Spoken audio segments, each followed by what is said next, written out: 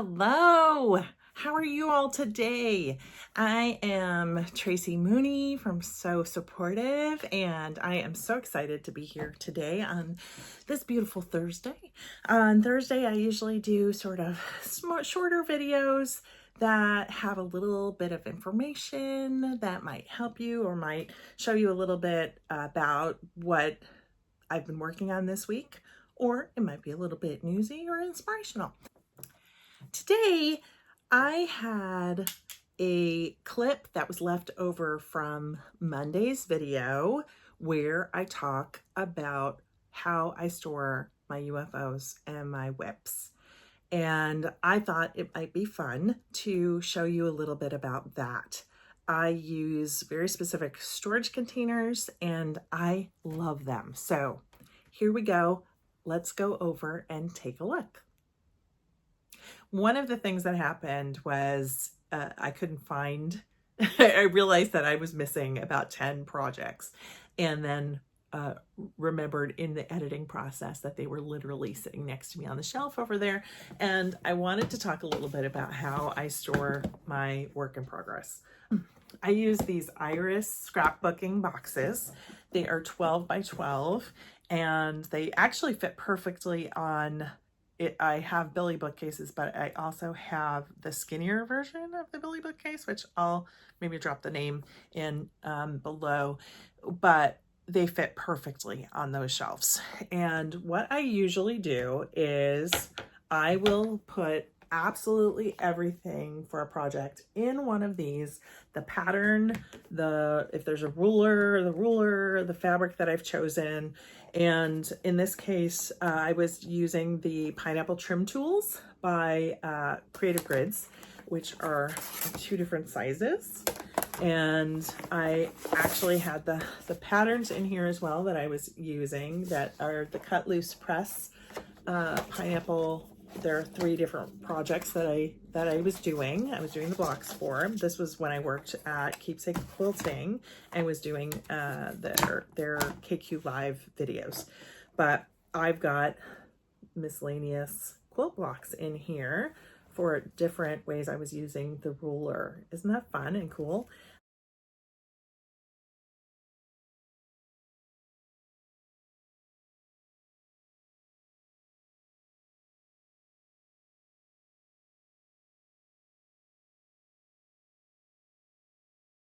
And then these little itty bitty ones, so cute and tiny.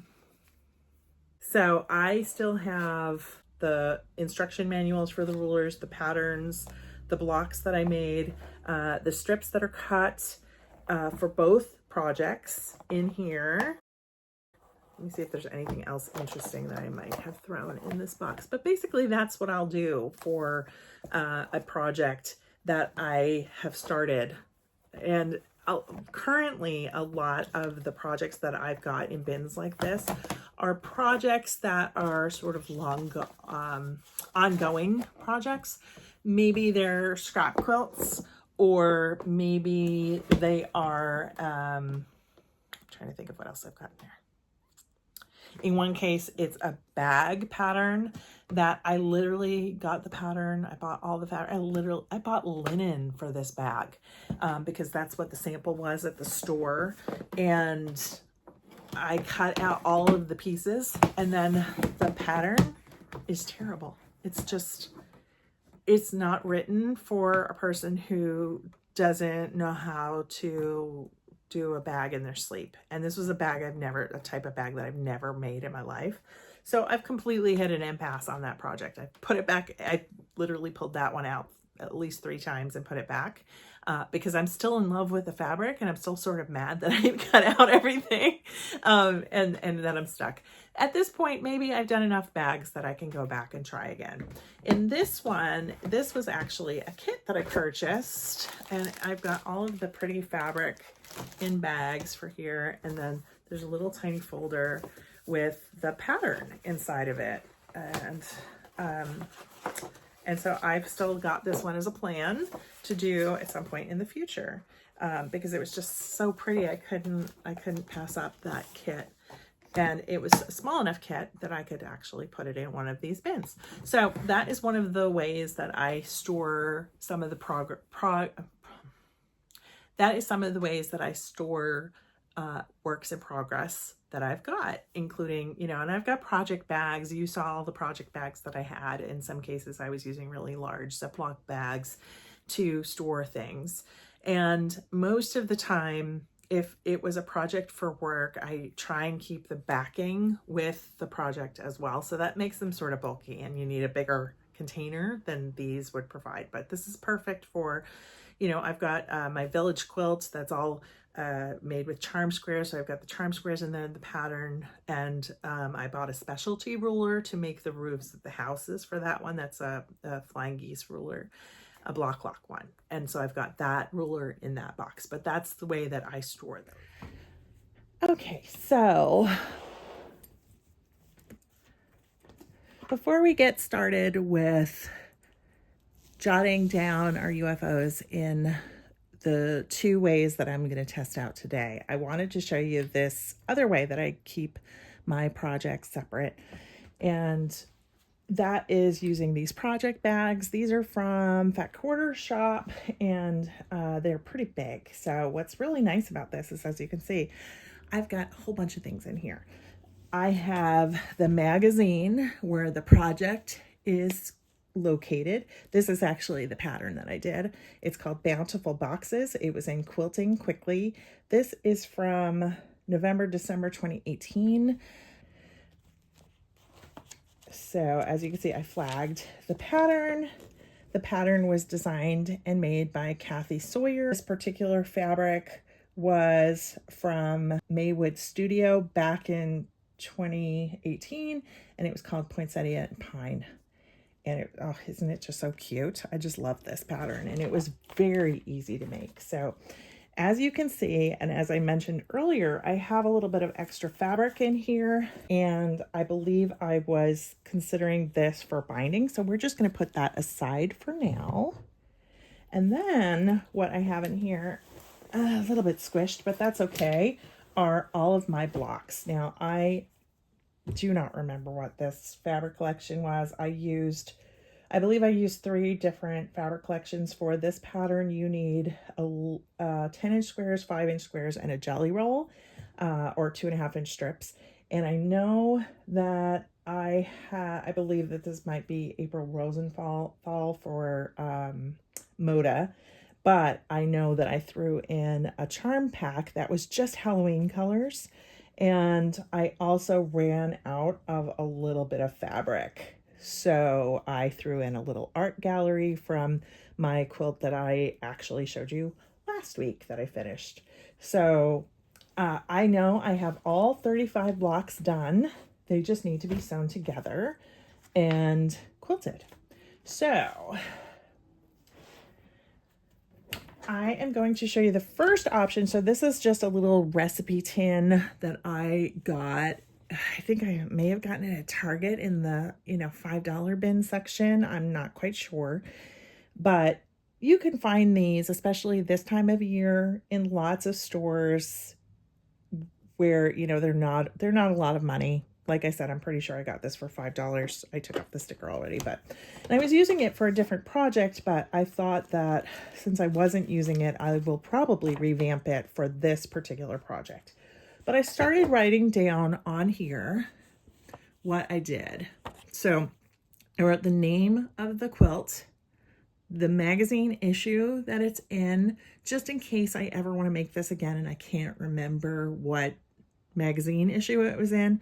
Where I've got the pattern is probably what I will do and make a note. So if it's an actual pattern that I've purchased from a designer, I'll put that note there. Or if it's a digital download that I've purchased, I'll put that there. So the quilt itself is 90 by 94.5. It takes 35 blocks, and it's a 5x7 layout. So that's as far as I've gotten on this card.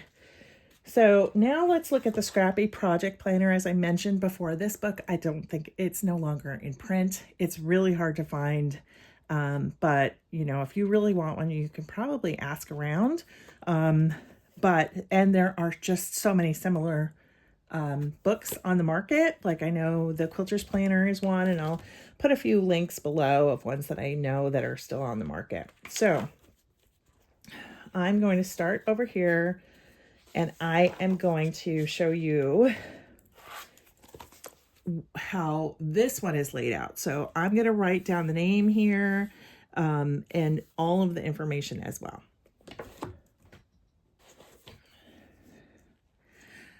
Okay, so I just discovered one thing. It actually put down the block size here. So the blocks are 18 inches by 13.5 inches. And it puts down who's it for me. For supplies, I still need batting, binding, and I think I'm okay for backing. So that might be all that I need is batting and binding. I honestly don't remember when I started this, but in the future, I will put down the start date so that I know how long it took me. And I guess for sources, I could put quilting quickly down here. And I don't need color swatches. So my notes right here, I am going to write down that the blocks are done. All right, that's it. Okay, so now here's the thing is that I thought that I would be able to put in this notebook more, there would be more of a place to sort of check off what I've completed. So that makes me a little bit unhappy.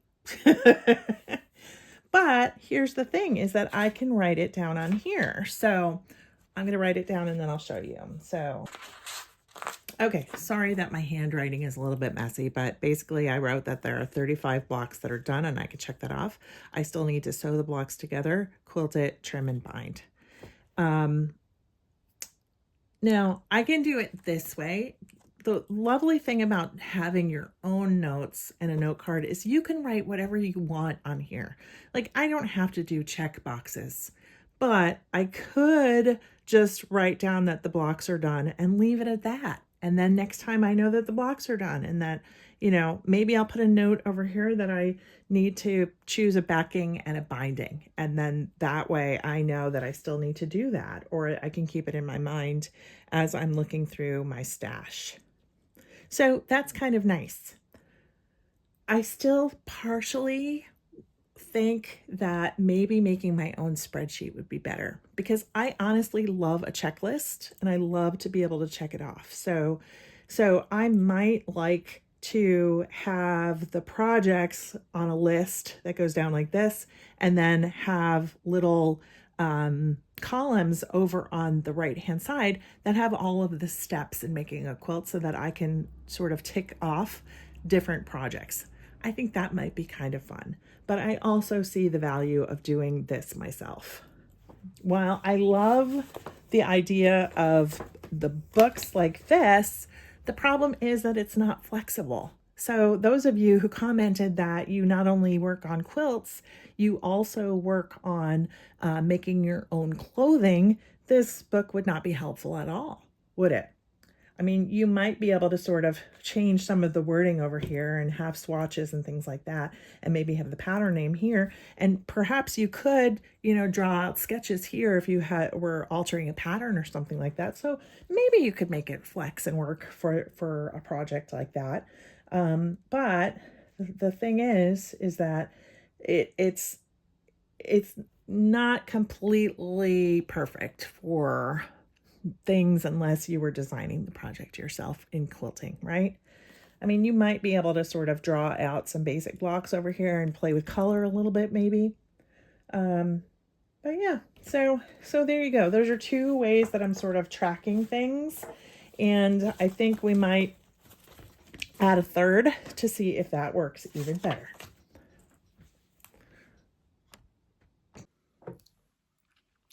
Hopefully you found that helpful or useful, and perhaps you can see how one of those methods might work for you, or maybe you're going to completely discount one of those methods for working for you. And then you don't have to go looking for a book or a recipe tin at the store before you can even try it. Let me know in the comments below if you have a system that works for you. I know that there were several people who commented that they are working along with the Quilted Forest, who I love their videos. And they do pick a number each month, and you pick 12 projects to work through during the year and pick out a number. I know that's a great way to work, but if you're doing something completely different, please drop a comment below and let me know. And also, I would just love it if you liked this video and you could just click the little thumbs up button for me. It helps spread the video out to more quilters like you and gets my reach a little bit wider. And also, if you might share this with some of your quilting friends if you are really enjoying the content here. Gosh, it's been just a fun few weeks. I'm feeling very confident. I should actually say the video that didn't get uploaded properly from last week, so apologize. It showed me that the full video was uploaded and then it only uploaded 2 minutes, and I'm not quite sure what went wrong. So that was dropped again. So if you haven't watched that, go back and watch that video. But one of the big comments that I got in the past 24 hours was that you'd like to see more of the quilt. Just a quick tip, you can actually zoom in on YouTube videos. If you're trying to see something up close, you can just do the little pinch and zoom, and you can actually zoom in closer on a video. But because I did get a few comments from people who wanted to see the quilts up closer, I did drop in their comments that they can follow me on Instagram at SewSupportive. That's S-E-W, supportive, just like it's written below. And I dropped photos there for you to see. But other than that, have a wonderful rest of your week. And I will see you on Monday, where we are starting another project that is near and dear to my heart. We'll be redoing Christmas stockings, and I'll be showing you 2 UFOs that I had started to create stockings and then never finished them. So we will start with those and do a stocking a week, fingers crossed, and I'll see you on Monday.